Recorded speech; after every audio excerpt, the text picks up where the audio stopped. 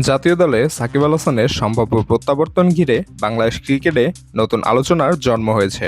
সাবেক এই অধিনায়কের বিরুদ্ধে থাকা মামলার নথিপত্র সরকারের কাছে জমা দিয়েছে বিসিবি। সরকারের ইতিবাচক মনোভাব ও নিরাপত্তা নিশ্চয়তার আশ্বাস পাওয়ায় দেশে ফেরার পথ সহজ হয়েছে সাকিবের। বর্তমানে সংযুক্ত আরব আমিরাতে নিজেকে প্রস্তুত করতে ব্যস্ত রয়েছেন সাকিব। জাতীয় দলে ফেরার জন্যই নিজের ফিটনেস চালাই দিচ্ছেন তিনি।